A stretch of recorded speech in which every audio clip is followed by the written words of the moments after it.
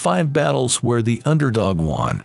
1. Battle of Bannockburn, 1314. Stirling Castle was a Scots royal fortress occupied by the English. Led by Robert the Bruce, the Scots laid siege to the castle. In response, King Edward II of England assembled a huge force.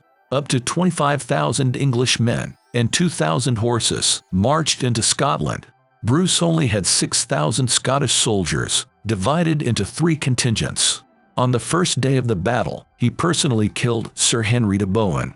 Sir Henry was an English knight, and his death disorganized the English. A nobleman defected to the Scottish side and provided information about the English camp. Bruce launched a full-scale attack on the English. Recognizing the inevitable, Edward fled the field. As the panic spread through the English ranks, defeat turned into rout. Only around 3,000 infantrymen made it back to England. 2. Siege of Bastogne, 1944. In December 1944, German troops besieged the Belgian town of Bastogne. Bastogne was held by 11,000 American troops. The siege went on for a week, with Germans sending 54,000 men. After 2 days, German General von Leutwitz sent a demand for surrender. It was addressed to Brigadier General Anthony McAuliffe. The long-winded message demanded surrender in 2 hours. The fortune of war is changing. Von Leutwitz wrote, This time, the USA forces in and near Bastogne have been encircled by strong German armored units. McAuliffe's reply was legendary. To the German commander, nuts. The American commander. After Christmas, the besieged Americans were relieved by elements of General Patton's Third Army. 3. Battle of Agincourt, 1415.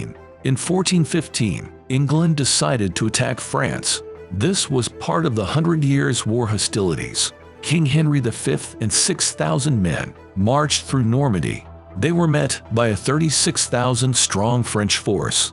But the English longbowmen pelted the French with arrows. Heavy armored French knights sank into the muddy ground. About 600 Englishmen perished. French casualties numbered around 12,000. It's still one of the most celebrated victories in English history. 4. Battle of Marengo, 1800. Napoleon considered this one of his most important victories. On June 14, 1800, his forces clashed with the Austrians in Italy. The Austrians launched a surprise attack, repelling the French. There were only 22,000 French soldiers against 30,000 Austrians. Napoleon's forces were retreating on all flanks. But then a reserve force of 6,000 men under Louis Desaix arrived.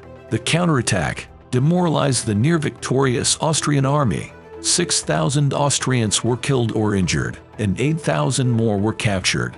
Desaix himself was killed by a musket ball at the moment of victory. Don't tell the troops of my death. It may be bad for morale, were his last words. 5. Battle of Gaugamela, 331 BC. This was the second and final battle between Alexander the Great and Darius III. The king of Macedon met the Persian army on the banks of the river Beaumotus. Alexander's army was outnumbered at least 3-1, but the aggression of the Macedonian cavalry, led by Alexander, carried the day. Darius had leveled the terrain in anticipation of the battle. This helped Persian chariots operate with maximum effectiveness. But Alexander's tactics were superior. The Macedonians outflanked the Persians, defeating the scythed chariots. This spelled the end of the Persian Empire, founded by Cyrus II. Alexander the Great emerged the master of Southwest Asia.